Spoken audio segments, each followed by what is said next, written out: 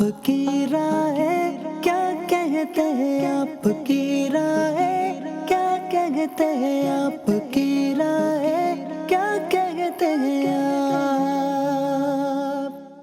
अल्हम्दुलिल्लाहि रब्बिल आलमीन वस्सलातु वस्सलामु अला सय्यिदिल मुरसलीन अम्मा बअदु फ़अऊज़ु बिल्लाहि मिनश शैतानिर रजीम बिस्मिल्लाहिर रहमानिर रहीम अस्सलातु वस्सलामु अलैका या रसूल अल्लाह अस्सलातु वस्सलामु अलैका या हबीब अल्लाह अस्सलातु वस्सलामु अलैका या नबी अल्लाह व अला आलिका व अस्हाबिका या नूर अल्लाह।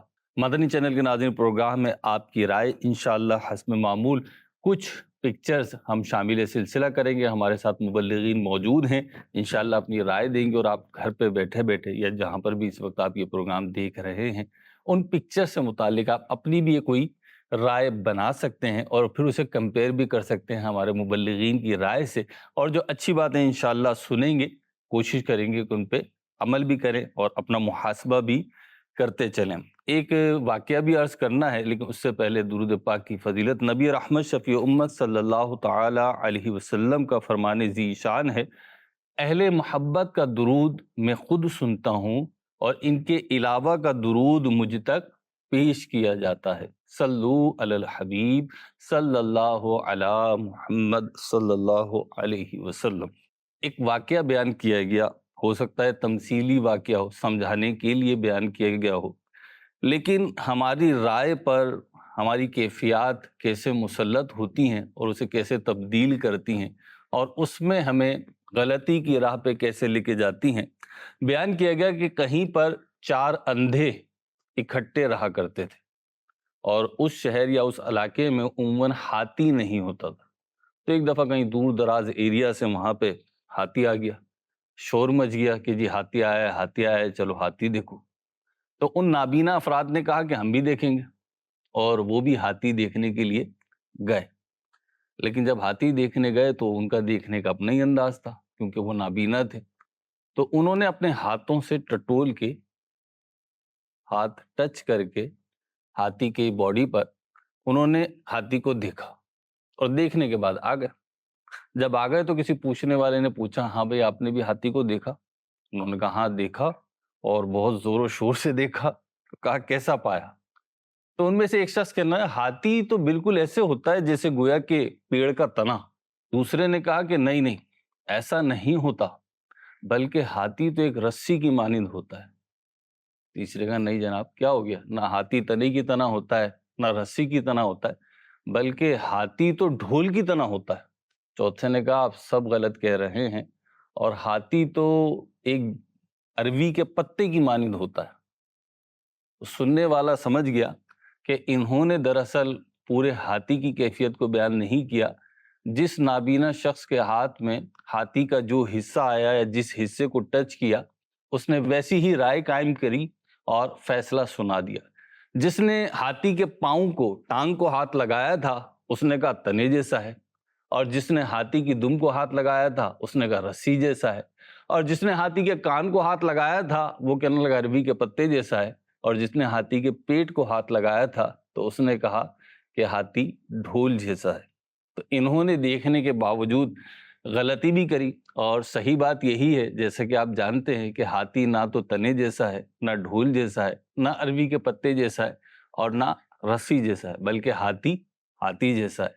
तो राय कायम करना और दुरुस्त राय तक पहुंचना, ये भी एक बहुत बड़ा काम भी है, और यूँ समझ लीजिए एक अल्लाह ताला की तरफ से अता करदा एक सआदत भी होती है कि बंदा दुरुस्त और पॉजिटिव राय तक पहुंच जाए। हमारा सिलसिले में भी क्योंकि राय पेश की जाती है, ये वाक़या पढ़ा तो मैंने सोचा हमारे सिलसिले से मुताल्लिक है, आपके गोशगुज़ार भी करूँ, और इसी तरीके से अपनी अमली ज़िंदगी में, प्रैक्टिकल लाइफ़ में आप भी गौर कर लीजिए कि कहीं आप कोई डिसीज़न कायम कर चुके हों, कोई फ़ैसला कर चुके हों, कोई राय ले चुके हों, और वो भी ऐसी ही ना हो कि जैसे हाथी को कोई ढोल बता रहा है और कोई अरबी का पत्ता बता रहा है। तो इसको रिव्यू कर लेना चाहिए, किसी दाना बंदे के साथ मशवरा कर लेना चाहिए। बढ़ते हैं प्रोग्राम की तरफ, मुबल्लिगीन हमारे साथ हैं और पहली पिक्चर शामिल सिलसिला कर रहे हैं। देखते हैं इस पिक्चर में हमें क्या सिखाया जा रहा है। आपकी राय क्या कहते हैं आप। हाँ तो जनाब, कप है और कप पे जो है क्या बांध दिया गया? तस्मा बांध दिया गया। جوڑنے کا فن تو سب سے زیادہ اسد بھائی ہی جانتے ہیں ہم میں، تو اسد بھائی آپ ہی شروعات کیجیے کہ کیا ہے، کیا ٹوٹا ہے اور کیا جڑا ہے اور کیا کہیں گے؟ ہاں، پکچر کافی ڈائیورسڈ ہے، کئی چیزیں اس میں ہو سکتی ہیں. ایک پہلو جو میں اس کو اچھا، دیکھ آپ کر نے کہا نا جب پکچر کافی، تو میں سمجھا آپ کہیں گے پکچر کافی واضح، اس کا ایک ہی مطلب ہے. تو ایک جو اس کو دیکھ کر رائے بنتی ہے وہ یہ ہے کہ بعض چیزیں وہ ہوتی ہیں کہ ان کا ہمیں بہت زیادہ دھیان رکھنا ہوتا ہے. اگر وہ ٹوٹ جائیں، سکیٹرڈ ہو جائیں، بکھر جائیں، تو اس کو آپ اگر جوڑنے کی یا باندھنے کی کوشش کریں گے تو وہ بظاہر تو جڑی ہوئی نظر آئے گی، لیکن وہ اب ویسی فائدہ مند ثابت نہیں ہو سکتی. جیسا کہ ایک کپ ہے، اب اس کو ٹوٹنے کے بعد آپ فیتے سے باندھ لیں، کسی اور چیز کے ساتھ اس کو آپ باندھنے کی کوشش کریں، لیکن اس کی جو بناوٹ اولن تھی ویسی دوبارہ آ نہیں سکتی، اور اس کا فائدہ بھی ویسا نہیں ہو سکتا. تو یہاں پر ہمیں رشتوں کے تعلق سے، اور شاید فی زمانہ اس کی بہت زیادہ حاجت ہے، کئی لوگ ایسے ہوتے ہیں کہ وہ بیچارے پہلے رشتوں کو توڑ بیٹھتے ہیں، پھر اس کو جوڑنے کی کوشش کرتے ہیں. میں نہیں کہتا کہ اگر رشتہ ٹوٹ جائے تو جوڑنے کی کوشش نہیں کرنی چاہیے، لیکن جب ایک مرتبہ کسی کا دل ٹوٹ جائے، کسی سے رشتہ آپ کا منقطع ہو جائے، تو ویسا ہی جڑ جائے جیسا کہ پہلے تھا، یہ بہت مشکل ہوا کرتا ہے. کہیں نہ کہیں وہ دراڑ، کہیں نہ کہیں وہ لکیر، کہیں نہ کہیں وہ دوری دل و دماغ کے اندر باقی رہ جاتی ہے. تو ہمیں اپنی زبان سے، اپنے عمل سے، اپنے تعلق سے، اپنے کردار سے کوشش یہ کرنی چاہیے کہ رشتے میں کہیں پر بھی دراڑ واقع نہ ہو. تو کئی لوگ جو ہے وہ اس طرح کے دعوے کرتے ہوئے نظر آتے ہیں کہ میں تو منہ پہ بات کرتا ہوں، میں تو کسی سے نہیں ڈرتا، میں تو دل کا صاف ہوں، بھائی جو دل میں ہوتا ہے وہ زبان پر لے آتا ہوں. یہ جملے کہہ کے وہ رشتوں میں تعلق کو خراب کر لیتے ہیں، اور پھر پچھتاتے بھی ہیں بعض اوقات. تو ہمیں اس طرح کی بہادری کی حاجت نہیں ہوتی، یہ بے وقوفی ہوتی ہے. ہر بات ہر جگہ پر منہ پر کہہ دینا، ہر بات کا اظہار کر دینا، ہر بات جو دل میں ہے اس کو ظاہر کر دینا، یہ عقل مندی نہیں ہوتی، بلکہ یہ سچویشن پر ڈپینڈ کرتا ہے. تو بہرحال رشتوں کے تعلق سے میری رائے یہ ہے کہ ہمیں کوشش کرنی چاہیے کہ جتنا میکسیمم ہو سکے آپ رشتے کو ٹوٹنے سے بچانے کی کوشش کریں. ورنہ کپڑا جب ایک مرتبہ دھل جاتا ہے تو آپ اس پہ لاکھ کاریگری کر لیں، لیکن وہ نیا جیسا نہیں رہتا. ٹھیک، یعنی مدنی پھول سیکھنے کو یہ ملا کہ ٹوٹی ہوئی چیز تو جوڑنے کی کوشش کر رہے ہیں، لیکن پہلے اسے ٹوٹنے ہی کیوں دیں، جتنا ممکن ہے اسے بچانے کی کوشش کریں. جی وقار بھائی، جی، اس کپ میں آپ کیا دیکھ رہے ہیں؟ اس کپ میں تو خالی دکھ رہا ہے، ویسے چائے بھی نہیں ہے اور ہونا بھی مشکل ہے، کیونکہ جو کچھ اس کے ساتھ ہو چکا ہے، اب یہ جو اس کا مقصد تھا اس سے حاصل ہو نہیں سکے گا. تو بہت اچھا ماشاءاللہ فرمایا اسد مدنی نے ماشاءاللہ کہ یہ چیز اگر ٹوٹ جائے ایک دفعہ تو اس کے بعد پھر وہ ویسا نہیں صحیح ہو سکتی. اور رشتے توڑنے، دلوں کو توڑنے کے تعلق سے اس میں ہم یہ بات کر سکتے ہیں کہ ایک دفعہ جب دل توڑ دیا جائے، دوستی توڑ دی جائے، تو پھر واپس اس طرح وہ چیز نہیں ہو پاتی. لیکن ہم چونکہ مختلف رائے میرا خیال ہے زیادہ فائدہ مند ہوتی ہے، تو ایک چیز یہاں ہمیں یہ بھی سیکھنے کو ملتی ہے کہ اب یہ جو بھی ہو گیا، ٹوٹ گیا، ہماری یہ جملہ یوز ہوتا ہے نا، جگاڑ کر لو. تو یہاں کچھ نہ کچھ کر کے ایک کام کیا گیا ہے کہ اس کو کسی طرح کچھ نہ کچھ وہ اس کا ہو جائے. تو یہ ایک چیز کچھ سیکھنے کو بھی ملی تھی، کچھ ایک تجربہ ذہن میں آ گیا اس کو دیکھ کر کہ جناب وہ ٹیبلیٹ جو ہے وہ گر گیا گھر میں، ٹیب، ہاں جو ٹیب ہوتا ہے یوز کرنے کے لیے، وہ ضرورت بھی تھی اس کی جناب. جمعے سے پہلے کا ٹائم تھا جناب، وہ تقریر وغیرہ بیان کے لیے. اب تو پریشان کہ یہ کیا ہوگا اس کا، اور جو ایک معاملہ. لیکن بہرحال پھر اس کو جب دیکھا، تھوڑا بہت کچھ کیا، تو وہ کچھ نہ کچھ کام اس کا نکل ہی گیا، سانس چل اٹھی اس کی اور کام ہو گیا. مطلب یہ ہو گیا بھائی یہ خراب ہو گیا اور وہ ایک کوہرام ہی مچا دیا جاتا اور چیز کو ختم کر دیا جاتا تو اس سے فائدہ نہیں تھا. مطلب کوشش کرنی چاہیے، یعنی ہاتھ پاؤں چھوڑ نہیں دینے چاہیے کہ اگر کوئی چیز خراب ہو گئی، جیسے اس کپ کی بھی مثال ہے کہ اب یہ گر گیا ہوگا، اب کیا کریں، تو کچھ نہ کچھ کر کے اس کو ٹھیک کرنے کی کوشش کی گئی. تو بہت ساری زندگی کی چیزوں میں ہمیں اس کی مثال مل سکتی ہے، اور بڑے میں اپنی ذاتی زندگی میں بھی ایسی مراحل آئے ہیں کہ جناب کوئی چیز ہو گئی اور ایک دم ہاتھ پاؤں پھول گئے، اب تو ختم ہو گیا کچھ. حالانکہ آپ اگر کوشش کریں اپنے خاص طور پہ حواس بحال رکھیں, کچھ نہ کچھ معاملہ سنور ہی جاتا ہے. تو یہ ایک مثال ہو سکتی ہے کہ جس طریقے سے خیر اور اچھا ہو سکتا تھا, یہاں ڈوری سے ہی باندھ دیا ہے, تھوڑا ایلفی وغیرہ کوئی ایسی چیز لے لیتے چپکانے کی تو اور بہتر ہو جاتا. لیکن کہنے کا مقصد یہ کہ اگر کوئی ایسی پریشانی آ جائے, ناگہانی آ جائے, تو حواس باختہ ہو کے بالکل ہاتھ پاؤں چھوڑ نہ دینے چاہیے, بلکہ اپنے طور پر کچھ نہ کچھ اس چیز کو صحیح کرنے کی کوشش کرنی چاہیے, تو رستہ بن ہی جاتا. ٹھیک ہے, یعنی دوسرا پہلو یہ ہوا اس کا کہ بالفرض تمام تر کوشش کے باوجود صرف رشتہ ہو یا شے ہو, تھنگس ہوں, کوئی بھی چیز ہو, گڈس ہوں, وہ ٹوٹ گئی ہیں, تو اب اس میں جتنی بہتری لائی جا سکتی ہے بہتری وہ کوشش لائی جائے. کریں. اور ایک بات جو آپ نے ضمنی طور پہ ایک جملہ معترضہ کے طور پہ کہہ دی کہ یہاں پہ فیتہ باندھ دیا گیا ہے, کوئی اور چیز اگر جوڑنے کی استعمال کی جاتی, تو بالخصوص رشتوں میں بعض اوقات جس کے ذریعے سے ہم وہ ٹوٹا ہوا رشتہ یا ناتا سولو کرنے کی کوشش کر رہے ہوتے ہیں, اس میں کیپیسٹی نہیں ہوتی وہ جوڑنے والی. تو دوسری پروڈکٹ کوئی دیکھیے, کوئی دوسرا شخص دیکھیے جو بیچ بچاؤ کرا سکے اور برج کا کردار ادا کر سکے. جی ذیشان بھائی. مہروز بھائی, میرے خیال سے تو یہ ہمارے آج کے معاشرے کی عکاسی ہے. یہ کپ دو طرح کے سوچ کے لوگوں کی حامل ہے. ایک تو وہ لوگ ہیں جو ٹوٹ کا شکار ہیں, جو نیگیٹیوٹی میں ہیں, ایک دوسرے کی بات سنتے ہیں, شٹرڈ ہو جاتے ہیں, ڈسپائنڈ ہو جاتے ہیں, یا منفی سوچ کے حامل ہو جاتے ہیں. ٹھیک ہے, اور وہ جو رسی ہے نا, ہمیں معاشرے میں رسی ایسا ہونا چاہیے, اور رسی جیسا کردار ہونا چاہیے ہمارا کہ ہم ریڈ پازیٹیو رہیں اور باندھ کے رکھیں. سبحان اللہ. ٹھیک ہے, تو ہمیں اس رسی ایسا مضبوط ہونا چاہیے. اگر آپ اپنے ارد گرد دیکھتے ہیں نگیٹیوٹی بہت ہے, ہر آدمی کے اپنے مسائل ٹوٹ کا شکار ہے, چاہے وہ گھریلو ہو, چاہے وہ فائنینشیل ہو, یا وہ آپ اسٹوڈنٹ لائف میں. ہاں, تو آپ کو رسی ایسا ہونا ہے اور آپ تاکہ باندھ کے رکھیں. اور رسی کی مثال ایک باپ کی حیثیت جیسی ہے, جو اپنے گھر میں اتنے بچے ہونے کے باوجود ہر ایک اپنا ایک مائنڈ سیٹ لے کے چل رہا ہوتا ہے الگ ڈائریکشن میں, لیکن جب تک وہ زندہ ہوتا ہے تو اس گھر کو سمیٹ کے رکھتا ہے. جب وہ چلا جاتا ہے تو ساری چیزیں بگڑ جائیں. تو میرے خیال سے تو یہ رسی جو ہے نا, یہ ہمارے معاشرے میں ایسے لوگوں کی کثرت زیادہ ہونی چاہیے, یعنی ایسے افراد ہوں جو کب بھی جوڑیں بالکل, اور تنکوں کو بھی سمیٹ کے رکھیں. بالکل بالکل. ماشاء اللہ, بہت اچھی بات کہی آپ نے. عبد الواجد بھائی. جی, میں بھی کم و بیش یہی بات بیان کرنا چاہوں گا کہ ہر خاندان میں نا ایک رسی ہونی چاہیے. یعنی رسیاں تو بہت ساری ہاں جی, 9 افراد کا ایک کنبہ ہے نا, تو اس کنبے میں آپ دیکھیے گا کہ وہ کنبہ اس وقت مکمل طور پر بکھر جاتا ہے جب ان 9 میں سے کوئی ایک شخص بھی ایسا نہ ہو کہ جو ریکنسیلیشن کرنے کی صلاحیت نہ رکھتا ہو. باؤنڈنگ فورس ہونی ہاں جی, بائنڈنگ فورس ہونی چاہیے. اور یہ بعض اوقات والدین کی صورت میں ہوتی ہے, اور اگر والدین دنیا سے چلے گئے ہیں تو بڑا بھائی یا بڑی بہن جو ہوتی ہیں ان کی پھر یہ ذمہ داری بنتی ہے کہ وہ تمام لوگوں کو جوڑ کر رکھیں. اور میرا اپنا بھی ایک ذاتی مشاہدہ ہے کہ والدین کا چلے جانا یقیناً ایک بہت بڑا نقصان ہوتا ہے اولاد کے لیے, اور والد چلا جائے تو بالخصوص ایسے جیسے سر سے کوئی سائبان اٹھ گیا. تو میں آخر میں اسی بات کو دوبارہ کہنا چاہوں گا جو ذیشان بھائی نے کہی ہے کہ ہمیں معاشرے میں اب ایسے افراد کی بہت زیادہ ضرورت ہے کہ جو خاندان میں ایک دھاگے کا کردار ادا کریں, اور ان ٹوٹنے والی لڑیوں کو جو ہے اور ان کرچی کی طرح بکھر جانے والے افراد کو ایک شکل و صورت میں باندھ کر رکھیں, اور تاکہ رشتے پروان چڑھیں اور آگے بڑھتے رہیں.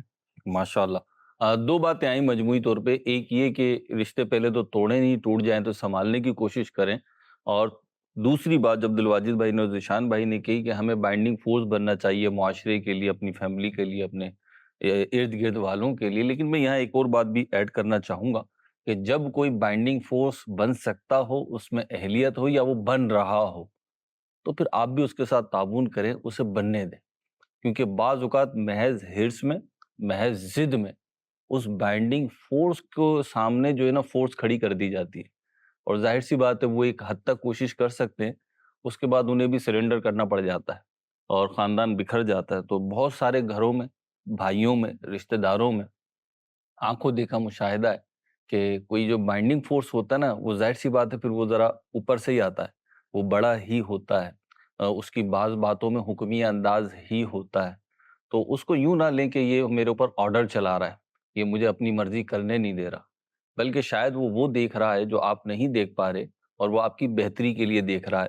تو اگر ایسا ہے تو پھر آپ بھی اس کے ساتھ ساتھ چلتے رہیے, انشاءاللہ خود ہی اس کے فوائد اور ثمرات دیکھ لیں گے۔ حدیث پاک میں ہے کہ برکت تمہارے بڑوں کے ساتھ ہے۔ اللہ کرے کہ خاندانی نظام، یہ معاشرہ، افراد، چیزیں سب اچھے طریقے سے آگے کی طرف بڑھتی رہیں اور ہم ان سے فوائد بھی حاصل کریں اور ان کی وجہ سے آخرت میں ہمیں ناکامی کا منہ نہ دیکھنا پڑے۔ محرز بھائی میں ایک چیز اور بھی ایڈ کرنا چاہ رہا ہوں کہ جو اس پلیٹ فارم پہ بیٹھے ہیں تو کافی سارے لوگ ہوں گے ہزاروں کی تعداد میں جو یہ پروگرام دیکھیں گے بھی۔ یہ جو ڈوری کی بات تھی نا کہ ہمیں ڈوری بنا چاہیے، یہ چیز ہمارے اداروں میں بھی ہونی چاہیے۔ عموماً ہوتا یہ ہے کہ آپ کسی جگہ کام کر رہے ہوتے ہیں اور آپ کے دو طرح کے ہی لوگ ہوتے ہیں، یا تو ایک اچھا ہیڈ ہوتا ہے یا تو ایک مڈل ہیڈ ہوتا ہے جو اچھا بھی ہوتا ہے اور برا نہیں ہوتا لیکن کیئر لیس ہوتا ہے، ٹھیک ہے، اور ایک برا ہوتا ہے۔ تو اداروں میں بھی کامیابی کا یہ رجحان ہے کہ اس ڈوری کی طرح ہونا چاہیے کہ وہ سب چیزیں باندھ کے رکھے اپنے سارے لوگوں کو، اپنے ماتحت لوگوں کو۔ جب یہ ڈھیلی پڑی ہوتی ہے نا تو پھر میں نے تو اپنی زندگی میں تجربے کیے، اداروں کو اوپر جاتے ہوئے بھی دیکھا ہے اور اداروں کو اتنی بلندی سے نیچے آتے ہوئے بھی دیکھا۔ اچھا اداروں کی بھی بات ہے اور انڈیویجول میں بات کروں کیپیسٹی میں تو میں نے ایسے بہت لوگ عروج بھی دیکھا سوال، چلو اس کی وجہ تھی کہ آپ کی جو نوٹ تھی نا وہ لوز ہو گئی، اسے لوز نہیں ہونا، کہ اگر آپ کو پہ ذمہ داری ہے تو پھر تو آپ کی 4 آنکھیں ہونا چاہیے اور 4 کان ہونے چاہیے، صحیح، اور سوچنے کا لیول جو ہے نا وہ 3 گنا زیادہ ہونا چاہیے۔ تو میں یہ والا جو پوائنٹ تھا میں یہاں ایڈ کرنا چاہ رہا تھا تاکہ لوگ اس بارے میں بھی سوچیں۔ اس پہ بھی غور کریں جی، اسپیشل پوائنٹ آیا یہ اس پکچر کے حوالے سے، جو کہ خالی کپ ہے، ٹوٹا ہوا کپ ہے، اور اس سے اتنی ساری باتیں ہمارے مبلغین نے بیان کر لی ہیں۔ امید ہے آپ نے بھی کچھ الگ سوچا ہوگا۔ تو ابھی تو ہم بڑھ رہے ہیں اگلی پکچر کی طرف اور دیکھتے ہیں کہ جی اگلی پکچر میں ہمیں کیا دکھایا جا رہا ہے۔ اچھا جی، آپ کی رائے کیا کہتے ہیں آپ؟ اچھا ذیشان بھائی، اگر میں آپ سے پوچھوں اس میں کیا دکھایا گیا ہے تو آپ کو کیا دکھ رہا ہے؟ فیروز بھائی مجھے لگتا ہے کہ یہ ایک سیمبل ہے یونٹی کا، کہ کوئی بھی چیز زندگی میں بیکار نہیں ہوتی، ہر انسان کا اپنا ایک حصہ ہے کسی بھی چیز کو بیلنس کرنے کے لیے، چاہے وہ چھوٹی ہو بڑی ہو۔ اگر آپ بڑے ہیں تو چھوٹے والے کو بیکار نہیں سمجھے یا ضرورت پچھلے والے کمنٹ سے جو کنیکٹ کر رہے ہیں اسے؟ نہیں، ایسا نہیں ہے، یہ بس ایک میرا اپنا پوائنٹ ہی ہے، تصویر دیکھ کے جو میرے ذہن میں ہے۔ تو بات یہ ہے کہ اس کو دیکھ کے جو ریئلائز ہوتا ہے، آپ دیکھیں وہ نیچے ایک لکڑی کے اوپر ایک پتھر ہے، اس کے اوپر ایک آئی تھنک پتھر ہے یا ڈنڈا ہے، اس کے اوپر 2 پتھر ہیں جس کا ایک کا حجم زیادہ ہے اور ایک کا کم ہے، پھر اس کے اوپر ایک ڈنڈا پہ ایک پتھر زیادہ ویٹ زیادہ ہے۔ تو یہ بیلنس اور یونٹی کی بات ہے، مطلب ہر آدمی، ہر انسان کا ایک اپنا پارٹ ہے کسی بھی چیز کو بیلنس کرنے میں۔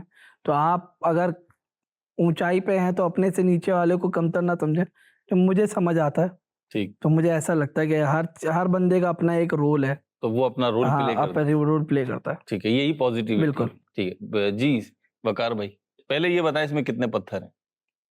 یہ ہو گئے 4 جی 4 پتھر ہیں نا؟ 4 ہیں، ویسے 7 پتھر ہیں۔ یہ 7؟ یہ سلیب بھی پتھر کے ہیں، چٹان کے ہی سلیب ہیں۔ اچھا، تو نہ یہ 4 نہ 5 ہے، 7 ہیں۔ چلیں اب آپ اس پکچر سے جو سبق آپ ہمارے ناظرین کو دینا چاہ رہے ہیں، پہلا وہ کیا سبق تو یہی مل گیا کہ دیکھنے والے کی نظر بہت ساری چیزوں کو ڈفرینٹ انداز سے دیکھ لیتی ہے۔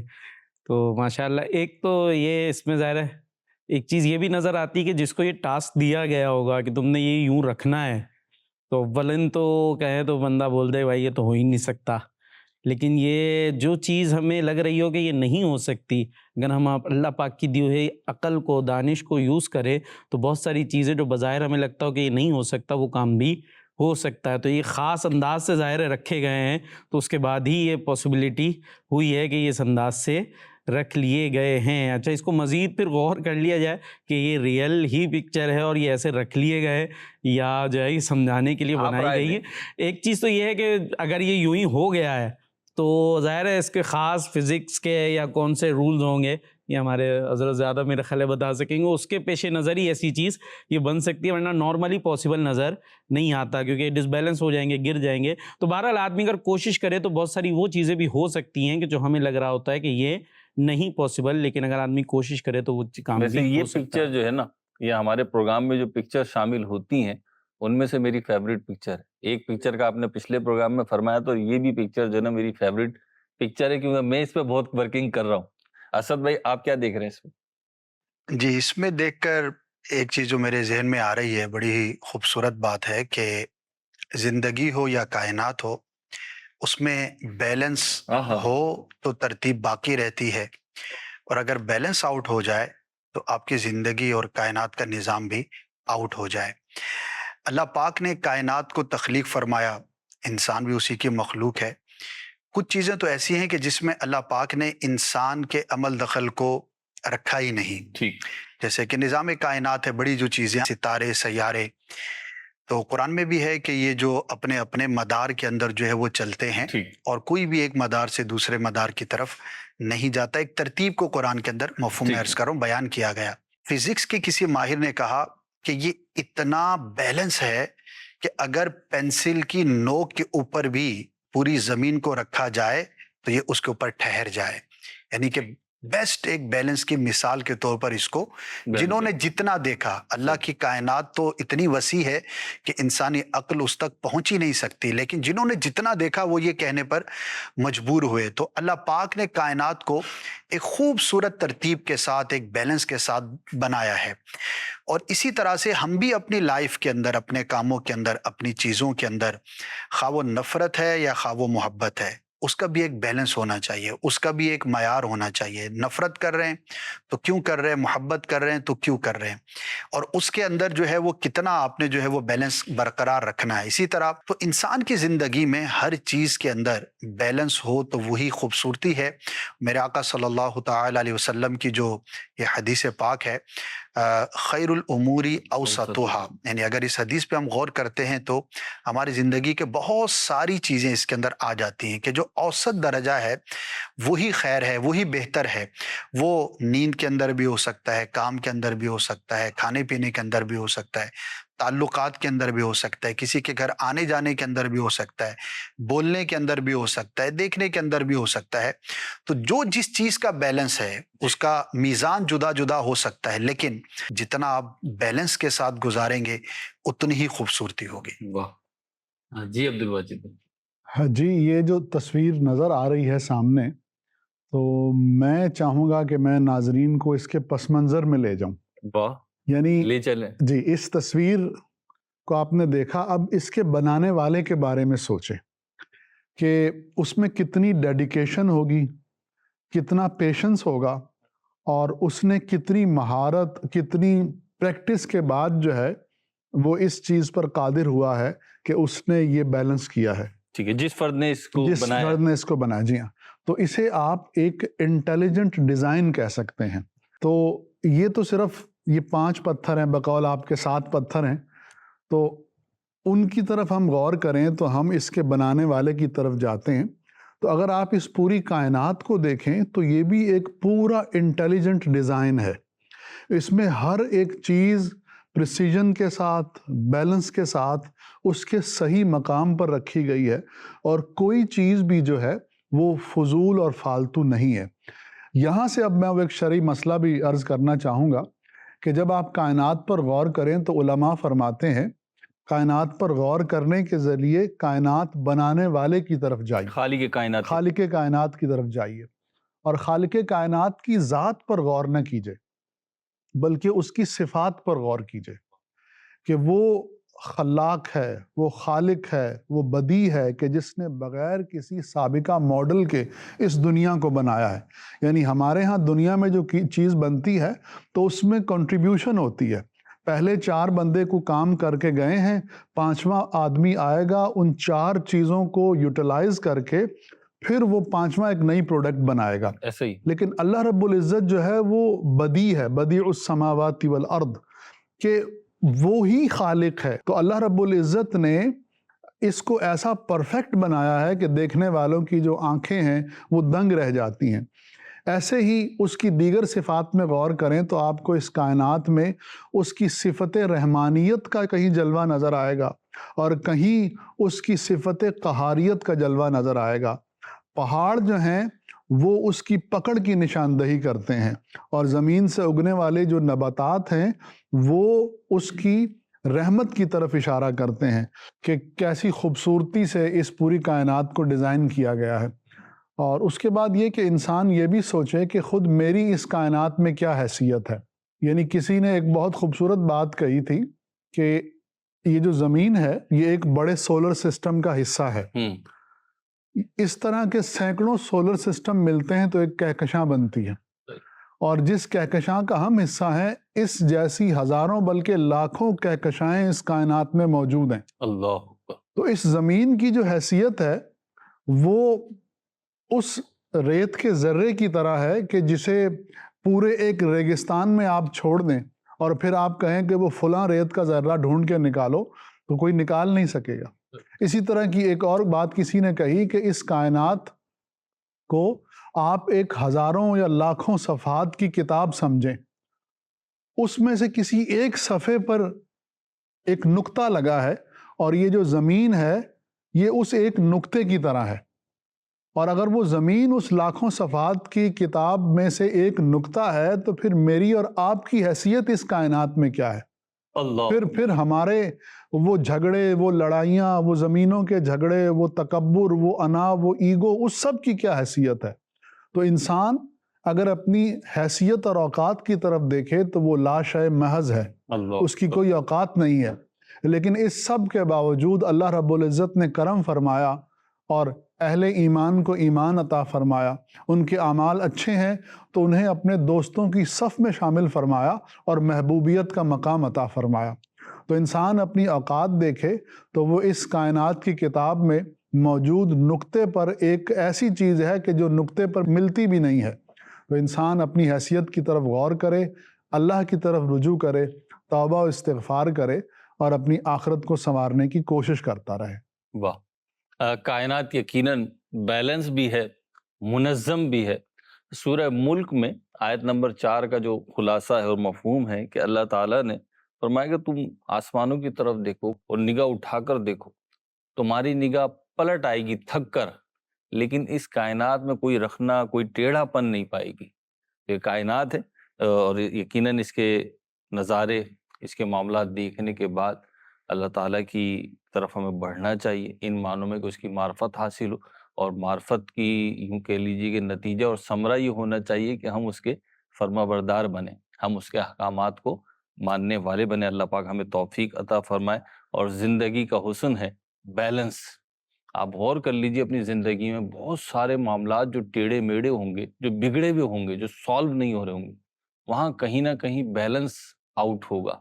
اگر بیلنس ہو جائے گا تو کبھی امید ہے کہ وہ معاملہ جو ہے وہ حل ہو جائے گا۔ خیر، ہم بڑھتے ہیں اپنے پروگرام کی آخری تصویر کی طرف۔ آپ کی رائے کیا کہتے ہیں آپ؟ جی جناب، ویسے تو دل یا دماغ کے اس طریقے سے ہاتھ پاؤں نہیں ہوتے، لیکن بہرحال ایک کانسیپٹ دیا گیا ہے۔ اور چلیں جی، عبد الواجد بھائی سے پوچھ لیتے ہیں پہلے کیا کہیں گے۔ جی، اس میں ایک فارسی کا شعر ہے، اس کا ایک مصرع مجھے یاد آ رہا ہے کہ ہر چند کے عقل کل شدئی بے جنو مباش، یعنی اگرچہ تو بہت بڑا عقل مند ہو جائے، اتنا بڑا کہ تجھے عقل کل کہا جائے، لیکن اس سب کے باوجود تیرے پاس عشق کی ایک چنگاری ضرور ہونی چاہیے۔ ہاں، تو عقل جو ہے اردو میں نا، اچھا ہے دل کے ساتھ رہے پاس پانے عقل، جی، لیکن کبھی کبھی اسے تنہا بھی چھوڑ دے۔ جی ہاں، تو یہاں پہ ہم دیکھیں کہ دل جو ہے وہ محبت اور عشق کی نمائندگی کر رہا ہے، اور دماغ جو ہے وہ عقل کی نمائندگی کر رہی ہے۔ تو یہاں پر محبت اور عشق نے جو ہے وہ عقل کا ہاتھ پکڑا ہے اور وہ اس کو کشاں کشاں کہیں لے کے جا رہی ہے۔ اچھا، میرے لیے جو بات قابل توجہ ہے وہ یہ ہے کہ دل تو چل رہا ہے، لیکن جو عقل کے چلنے کا انداز ہے نا، اس میں آپ کو ایک سرشاری اور خوشی نظر آ رہی ہے، اطراحٹ نظر آ رہی ہے۔ تو جب عقل جو ہے وہ محبت اور عشق اور دین کے تابع ہوتی ہے تو پھر عقل جو ہے وہ سرشار بھی ہوتی ہے، وہ خوش بھی ہوتی ہے، اور صاحب عقل جو ہے وہ مطمئن بھی ہوتا ہے، محو پرواز ہوتی ہے۔ جی، محو پرواز بھی ہوتی ہے۔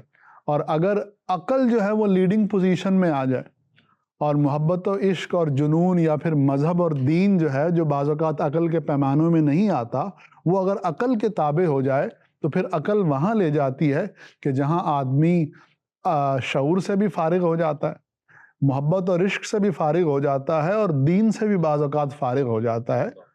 تو دین کی پیروی کیجئے اور محبت کے ساتھ کیجئے اور عشق کے ساتھ کیجئے، اور عقل کو ہی سب کچھ نہ سمجھیے۔ جی ذیشان بھائی. میں واجد بھائی کی بات سے اتفاق کروں گا. انہوں نے پورا سمیٹ دیا. اچھا ایگری کر رہا ہاں ایگری کرتا ہوں کہتے جو انہوں نے جواب دیا کچھ ایسی میرے بھی خیالات تھے، لیکن وہی آپ کی والی بات تھی، تھوڑا سا ایک ہیومر ٹچ ہے. ہاتھ پاؤں جو ہے نا وہ دل اور دماغ کے ہی ہوتے ہیں، انسان کی نہیں ہوتا کہ یہ دو ہی چیزیں انسان کو چلاتی ہیں. اچھا ہاں یہ کنٹرول کر لیں یا تو صحیح چلاتی ہیں یا تو غلط چلاتی ہیں، چلاتی یہی ہیں. یعنی ہم پپی ہاں، ٹرین چلا ہی رہے ہیں. بالکل. ٹھیک ہے جی سید صاحب. یہاں پر تو مجھے لگتا ہے اتفاقی چلتا رہے گا، اور جو انہوں نے فرمایا وہ تو آپ بے فکر رہیں، اختلاف آئے گا. آئے گا. چلے اور بڑا حدیث پاک positive میں آئے بھی گا. اس بات کو بیان کیا گیا ہے نا کہ ایک انسانی جسم میں ایک لوتھڑا ہے، اگر وہ صحیح ہو جائے تو سارا جسم صحیح ہو جاتا ہے، اگر وہ خراب ہو جائے تو سارا جسم. فرمایا الا وہی القلب، اور وہ دل ہے. تو دل اگر صحیح ہے، اور یہاں پر جو دل میں تو محبت کی علامت، اور محبت دیکھیں دل ایک ہے، اس میں ایک کی محبت رہے اور وہ ایک رب العزت کی ذات ہے، تو پھر معاملات صحیح ہوتے چلے جائیں گے. اور اگر اس دل کے اندر ظاہر مسلمان ہیں تو دعویٰ یہی ہے کہ ہم اللہ سے محبت کرتے ہیں، لیکن اور محبتیں اگر ہمیں غالب آتی ہوئی نظر آ رہی ہیں، ایسی محبتیں خاص طور پر جو اس محبت الہی جو رب سے محبت ہونی تھی اس کے منافی جو جذبات والی محبتیں اگر وہ بھی اس میں آ رہی ہیں، ناجائز و گناہ والی جو محبت ہاں ہے. جو اس کے منافی ہیں رب سے محبت کے، تو پھر تو وہ یہ یوں کہہ لیجیے ایک تضاد ہی ہے آپ کے دعوے میں، کیونکہ دل ایک ہے تو محبت بھی اس میں پھر ایک ہو سکتی ہے. وہ کھانے اللہ چاہ کی رہے ہیں نا دل محبت میں. ہے.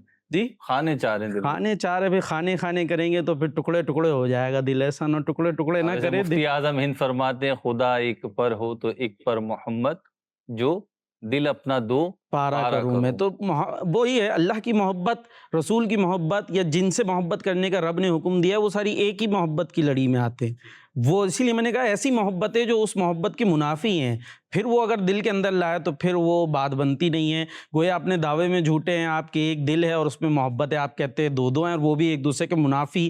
تو محبت ہوگی، اللہ پاک سے محبت ہوگی تو دل صحیح ہوگا، اور دل صحیح ہوگا تو پھر سارا جسم صحیح ہوگا. دل ہی اصل میں جو صوفیہ بھی اس کو لکھتے کہ جو روح کا مرکز ہے یا روح کی سواری ہے وہ یہ دل ہے.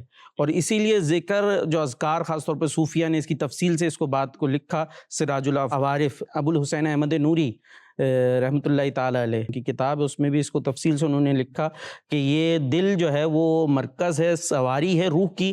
اور اسی لیے جب ذکر میں ضربیں لگائی جا رہی ہوتی ہے تو اس میں خاص طور پر اس دل کو فوکس کیا جا رہا ہوتا ہے. اور دل کی جب صفائی ہو جاتی ہے، تزکیہ ہو جاتا ہے، تو پھر سب کچھ سنورتا جاتا ہے. دل صحیح ہوتا ہے تو دماغ میں خیالات صحیح آتے ہیں. یا دل نے ہاتھ پکڑا ہوا ہے نا دماغ کا، تو دل صحیح ہوا تو دماغ کے خیالات صحیح ہوئے، خیالات صحیح ہوئے تو آپ کے الفاظ صحیح ہوئے، الفاظ صحیح ہوئے تو پھر سارا معاملہ ٹھیک ہوتا چلا گیا. ورنہ اس کی مثال وہی ہے، دل فائق ہے. دل فائق، اور جو ہی الفاظ خراب ہوتے ہیں تو سامنے والے کا پھر مزاج خراب ہوتا ہے. تو اس لیے دل ٹھیک کر لیں، دماغ ٹھیک ہو جائے گا، سب کچھ ٹھیک ہو جائے گا. یہ بتائیں آپ فیصلے کس سے کرتے ہیں، دل سے کہ دماغ؟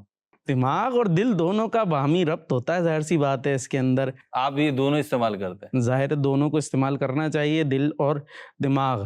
یعنی اصل میں تو ایک طریقے سے آپ کہیں اگر سائنٹیفک لیں گے تو کہیں گے بھائی دماغ ہی فیصلہ کر رہا ہوتا ہے، سوچنے سمجھنے کی صلاحیت جو ہے وہ دماغ سے ہوتی ہے. لیکن جیسے میں نے کہا خاص طور پر اگر شریعت اور تصوف کے اعتبار سے آپ بات کریں تو دل کا بڑا گہرا تعلق ہوتا ہے. دل کا روح کی سواری ہے تو یہاں سے بڑا گہرا تعلق ہوتا ہے. تو اس لیے کہنا چاہیے کہ محبت کی کوئی بات ہو رہی ہوتی ہے تو ہم یہی کہتے ہیں کہ یہاں فیصلہ جو ہے وہ دل سے کیا گیا ہے. اور دماغ جو فیصلہ کر رہا ہوتا ہے وہ 2 اور 2 4 والے فیصلے ہو رہے ہوتے ہیں. تو اس لیے دونوں کو ملا لینا چاہیے. جی وہ عقل کے تناظر، ہاں عقل کا تناظر یہ ہوتا ہے کہ 2 اور 2 4 ہی ہوتے ہیں. تو دماغ جو ہے کبھی اپنا ہے، کوئی محبوب ہے تو 2 اور 2 4 کو 5 کر دیتا ہے کہ یار اس کو پیارا ہے، اس کو 1 بڑھا کے دے دو. ورنہ عقل تو کہتی ہے 2 اور 2 4 والی بات ہے. جی اسد بھائی. جی اس میں ایک پہلو جو اس سے مختلف ہو سکتا ہے، یہ پہلو اپنی جگہ پہ درست ہے. ظاہر ہے کہ جو مثالیں دی گئیں وہ عشق الہی کی، محبت الہی کی، محبت رسول والا دل. لیکن شاید اس پکچر سے میری رائے یہ بن رہی ہے کہ یہ ہمارے معاشرے کی عکاسی ہے کہ آج ہو یہ گیا ہے کہ دل جو چاہتا ہے ہم وہ کرتے ہیں اور عقل کو ہم نے پس پش ڈال دیا ہے.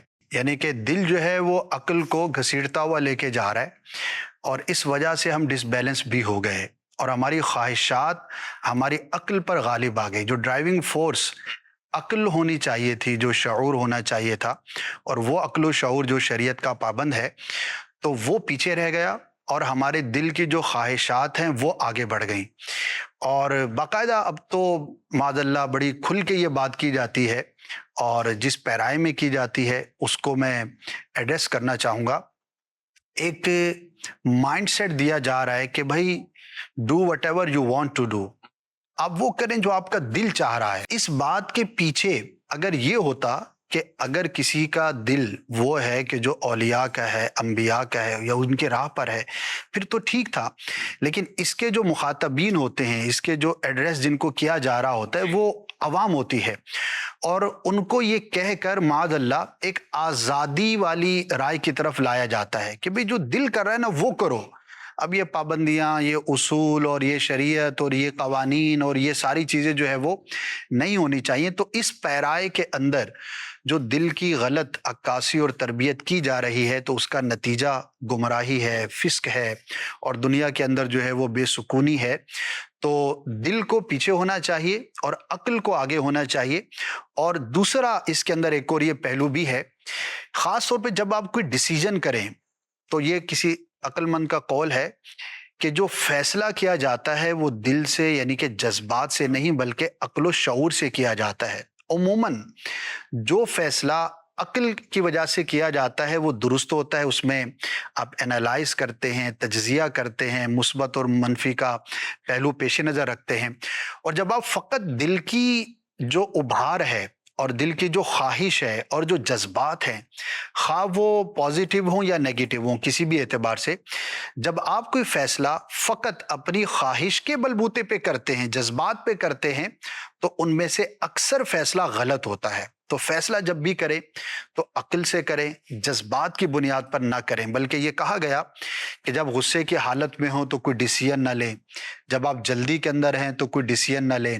ایون کہ یہ بھی کہا گیا کہ جب آپ کا دل بہت زیادہ خوش ہے، یعنی کہ آپ بہت ہی خوش ہیں، اس وقت بھی فیصلہ نہ کریں، کیونکہ خوشی خوشی میں آپ وہ لٹا دیں گے کہ بعد میں آپ ہی سر پکڑ کے بیٹھے ہوں گے کہ یار یہ کیا کیا۔ اور جب آپ غصے کے اندر ہوں تب بھی فیصلہ نہ کریں، کیونکہ آپ جذبات میں وہ فیصلہ کریں گے کہ بعد میں وہ آپ کے لیے نقصان دہ ہو سکتا ہے۔ تو عقل کو آپ جو ہے وہ پیش نظر رکھیں، اور جب آپ کی عقل جو ہے وہ فائق ہوگی تو دل کی جو راہ ہے وہ درست رہے گی، اور عقل جب شریعت پر چل رہی ہے تو آپ کی خواہشات، آپ کے دل، آپ کا سب کچھ جو ہے وہ اس کے موافق ہوگا۔ ماشاءاللہ مختلف رائے آئی ہیں، اور میں بھی یہاں پہ چاہوں گا کہ کنکلوژن بھی ہو جائے، اس کو جو ہے نا سمرائز بھی کر دوں، اور کچھ میرے بھی دل میں تو آ رہا ہے نا، تو چھوٹا سا دماغ یہاں پہ بھی ہے، تو جذبات آپ کے ابھر رہے ہیں۔ جی، تو بات یہ ہے کہ دل ہو یا دماغ ہو، مختلف لوگوں کی مختلف ذہنی کیفیت ہوتی ہے، قلبی حالت ہوتی ہے۔ جیسے سب کا جسم صحت مند نہیں ہوتا، تو ایسے ہی سب کا دل دماغ بھی صحت مند نہیں ہوتا۔ تو پہلے ضرورت اسے یہ ہے کہ طبیب اعظم سرکار مدینہ راحت قلب و سینہ صلی اللہ تعالی علیہ وسلم کی بارگاہ سے اس کا علاج کرایا جائے، اس کو صحت مند بنایا جائے کہ یہ قلب سلیم کہلائے جائے، اور عقل جو ہے وہ بلوغت کے اس درجے پہ چلی جائے کہ جہاں سے اللہ رب العزت کی اطاعت، فرما برداری اور اس کے احکام سمجھ میں آتے ہیں، نہ کہ ان پہ انگلی اٹھتی ہے۔ تو عقل ہو یا دل ہو، اگر یہ شریعت کے تابع رہیں گے، یہ نبی پاک صلی اللہ علیہ وسلم کے عشق میں گرفتار رہیں گے، تو انشاءاللہ آزاد بھی رہیں گے، اور ان کی اڑان بھی بہت اونچی ہوگی۔ اللہ پاک ہمیں عمل کی توفیق عطا فرمائے۔ ہمارے پروگرام کا وقت اختتام کو پہنچا۔ مدنی چینل کی نشریات جاری و ساری ہے، دیکھتے رہیے مدنی چینل۔ صلو علی الحبیب صلی اللہ علی محمد صلی اللہ علیہ وسلم۔ آپ کی رائے کیا کہتے ہیں، آپ کی رائے کیا کہتے ہیں، آپ کی رائے